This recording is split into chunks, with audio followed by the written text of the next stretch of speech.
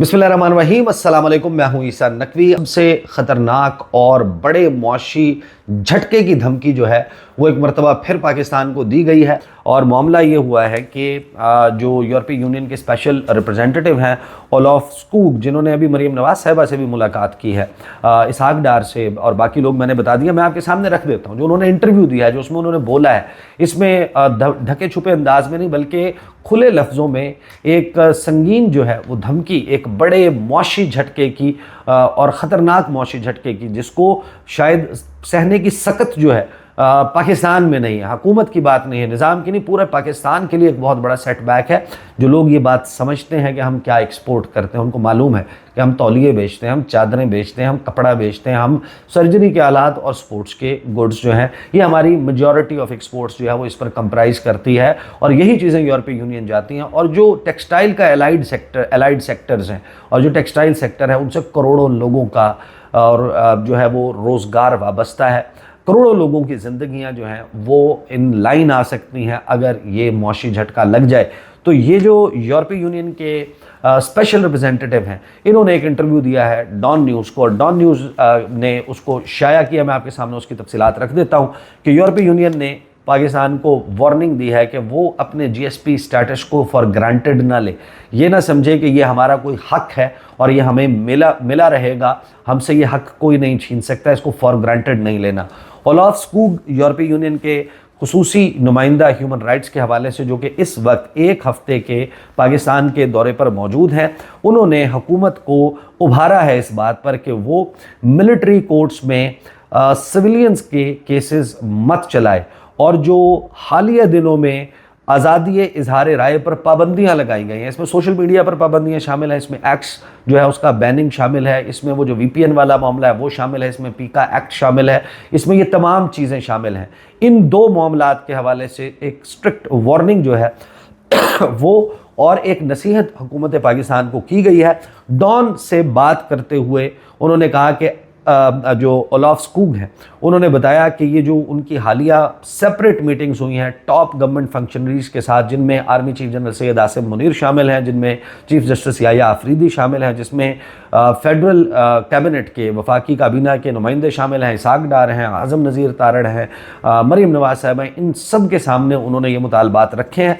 जो फोकस है उनके विज़िट का, डॉन न्यूज़ कहता है कि वो फोकस है कि हुकूमत के साथ एंगेज किया जाए, बातचीत की जाए, जो प्रेसिंग ह्यूमन राइट इश्यूज़ हैं, इंसानी हकूक़ के पाकिस्तान में, उनके हवाले से बात की जाए और ये जाना जाए कि जो मौजूदा हुकूमत है उसका मंसूबा क्या है, कि किस तरीके से इनको एड्रेस करना है, इससे पहले कि जो जीएसपी प्लस का मॉनिटरिंग मिशन जून 2025 में पाकिस्तान आए, उससे पहले इस सिलसिले को कोई नई शक्ल देना होगी। वो जो वजाहत है, वो वजाहत जो है शायद अब यूरोपीय यूनियन ने, बल्कि यकीनन जो इनकी गुफ्तगू है, आगे मैं इनके कोट्स रखूँगा, वो वजाहत जो है वो उसको तस्लीम नहीं किया गया है। ओलाफ स्कूग जो है urges Pakistan not to try civilians in military courts, limit freedom of expressions merely to protect individuals from criticism। यानी उनकी राय ये है कि ये जो सिविलियंस का मिलिट्री कोर्ट ट्रायल है और जो आज़ादी इजहार राय है उस पर पाबंदियाँ, उसकी वाहिद वजह यह है कि चंद अशखास को जो है उनको तनकीद से बचाया जा सके, उसके लिए आज़ादी इजहार राय के ऊपर पाबंदी लगाई गई है। The unwise insights will be crucial to securing continued access to the generalised scheme of preferences. कि ये जो यहाँ पर ये मुलाकातें करके ये सेंस फील और ये सब कुछ इसके ऊपर जवाब लेकर जा रहे हैं, ये बहुत इंपॉर्टेंट है अगर पाकिस्तान जारी रखना चाहता है generalise scheme of preferences plus status से बेनिफिट रखना चाहता है, which provides preferential access to the EU markets, तरजीहाती बुनियादों पर जो पाकिस्तान को यूरोपीय मंडियों तक रसाई है। आगे खबर में लिखा है कि जो यूरोपीय यूनियन है उसने इससे पहले भी तहफ़्फ़ुज़ात का इजहार किया था कि 9 मई के जो लोग हैं उनको ट्राई किया जा रहा है, उनका ट्रायल किया जा रहा है मिलिट्री कोर्ट्स में। अच्छा, इसमें मैं आपको, और उसमें इमरान खान का मामला भी शामिल है। इसमें आगे चलकर ना ये सिर्फ मामला यहाँ तक नहीं है, जो ऐसे प्रिजनर्स हैं जिनको ट्रायल नहीं किया गया उसके ऊपर भी बड़ा सख्त जो है वो इन्होंने गुफ्तगू की है। In a statement issued after the announcement of statements handed down, sentences handed down. फिर आगे ये उस स्टेटमेंट का बताते हैं, ICCPR का कहा गया था। डॉन से बात करते हुए जो मिस्टर स्कूग हैं उन्होंने दोबारा से ये बात दोहराई कि जो कंसर्न्स जिनको जाहिर किया गया था 22 दिसंबर की प्रेस रिलीज़ में यूरोपीय यूनियन, वो अपने तहफ़्फ़ुज़ात के साथ वहीं खड़े हैं। 24 दिसंबर को हमारा जवाब जो आया था, वजाहत आई थी, उस वजाहत को शायद उन्होंने नहीं समझा, दरख्वाह इतना नहीं समझा और उसी तहफ़्फ़ुज़ात पर खड़े हैं। वो कहते हैं कि we have expressed our apprehensions and concerns about the use of military courts against civilians. आगे वो कहते हैं कि मेरी गुफ्तगू हुई है, कन्वर्सेशंस हुई हैं और आगे जो है वो मुस्तकबिल करीब में मज़ीद डिस्कशंस भी होंगी। हमारा पॉइंट ऑफ व्यू बहुत क्लियर है, सिविलियंस के हवाले से एक सिविलियन कोर्ट सिस्टम होना चाहिए और उन पर वही अप्लाई होना चाहिए। हमने ये मामला उठाया है कि ये जो when there is an expensive use of military courts in response to demonstrations, clarifying that this was their general stance and that he would not comment on individual cases, कि वो किसी इंडिविजुअल केस की बात नहीं कर रहे, पूरी दुनिया के हवाले से उनका स्टैंस यही है। फिर वो ये कहते हैं कि जो फ्रीडम ऑफ एक्सप्रेशन है वो GSP+ स्टेटस का एक और अहम नुक्ता है। आपको याद होगा कि जब मतीउल्लाह जान साहब का इंसिडेंट हुआ था, उनको उठाया गया था, उसके ऊपर GSP+ स्टेटस का हैशटैग लगाकर रीना क्यांका ने, जो यूरोपीय यूनियन की पाकिस्तान में सफ़ीर हैं, उन्होंने ट्वीट भी किया था। तो उन्होंने कहा कि he said even as journalist and opposition parties protested the passage of controversial amendments to the country's cyber crime laws. ये जो कानून आ रहा है, वो कहते हैं this is happening while I am visiting this country, कि ये तो उस वक्त हो रहा है जब मैं इस मुल्क के दौरे पर मौजूद हूँ। मैं ये मामला पाकिस्तानी हुकाम के साथ उठा रहा हूँ। हमारा व्यू, हमारी जो जाविया है, जाविया नज़र है, वो बड़ा वाज़ेह है कि बहुत ही लिमिटेड रिस्ट्रिक्शंस होनी चाहिए फ्रीडम ऑफ एक्सप्रेशन पे। आप फ्रीडम ऑफ एक्सप्रेशन को नहीं रिस्ट्रिक्ट कर सकते सिर्फ़ और सिर्फ इस बुनियाद पे कि आपने सियासतदानों को या हुकाम, आला हुकाम को, ताकतवर हुकाम को बचाना है या उस निज़ाम को बचाना है तनकीद से। सिर्फ तनकीदी आवाज़ों को दबाने के लिए आप ऐसी कानून साजी नहीं कर सकते। And there are conversations we are having with Pakistan right now about where to draw the limits, कि अब कुछ लकीरें खींचना होंगी। फिर जो स्कूग हैं, मिस्टर स्कूग, उन्होंने कहा कि जो नेक्स्ट राउंड है GSP+ स्कीम के हवाले से hinges upon on what Pakistan does in terms of complying with the various international obligations they have made, adding that it cannot be taken for granted that GSP+ will be there for the next round, कि ये आखिरी round होगा।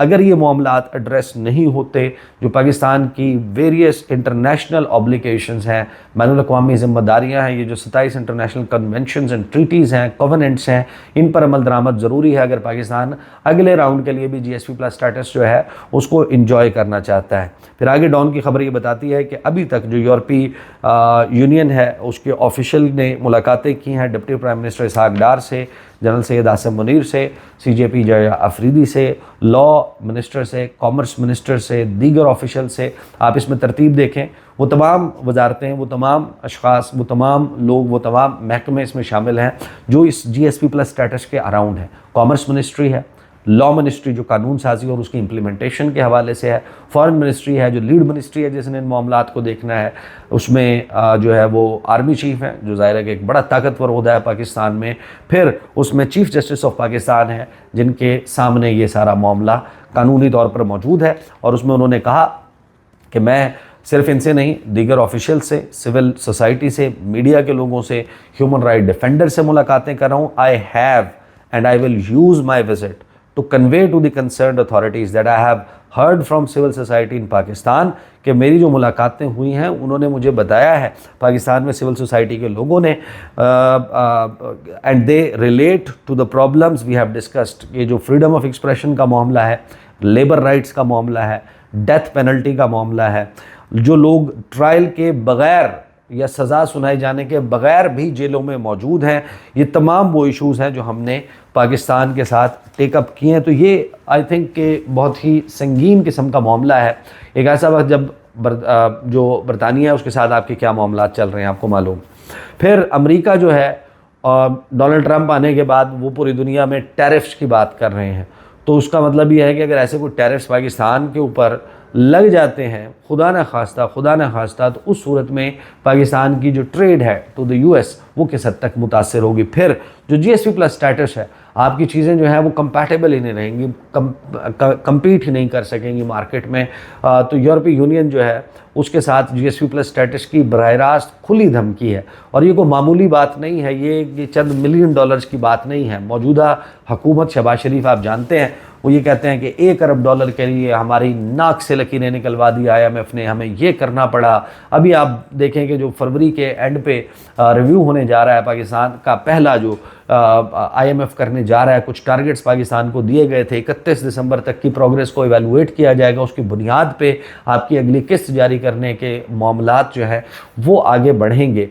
ये उस वक्त पर आपके सारे मामलात जो है वो हो रहे हैं। एक तरफ IMF वाला मामला है, उसी IMF की बात कर रहे हैं हम, जिसको शहबाज शरीफ कहते हैं कि उसने $1 अरब के लिए ये सब कुछ कर दिया, और अगर आपको मिनी बजट भी लाना पड़ता है, मज़ीद टैक्सेस लगाने पड़ते हैं, तो IMF तो हर चीज़ कंट्रोल कर रहा है। तो जिस $1 अरब के लिए या फिर 6-7 अरब डॉलर के पैकेज के लिए आप ये सब कुछ करते हैं, यहाँ पर 8 से 10 अरब डॉलर की बात चल रही है। देखते हैं अब इसके ऊपर आने वाले दिनों में कुछ तब्दीली आती है या मामलात ऐसे ही चलते हैं। और मामलात अगर ऐसे ही चलते हैं तो यहाँ तो खुली धमकी आ चुकी है, तो फिर GSP प्लस स्टेटस जो है उसका नेक्स्ट राउंड जो है वो भूल जाए। तो ये है जनाब बड़ी इंपॉर्टेंट अपडेट। गुफ्तगू का सिलसिला जारी रहेगा, और जो हुकूमत की तरफ से ऑफ़र की गई उस पर तहरीक इंसाफ के लोगों ने जो बात की है उस पर इंशाल्लाह कुछ चीज़ें अपडेट जो है वो मैं आने वाली वीडियो में रखूँगा। अब तक के लिए इतना ही, इजाज़त दीजिए, अल्लाह हाफ़िज़।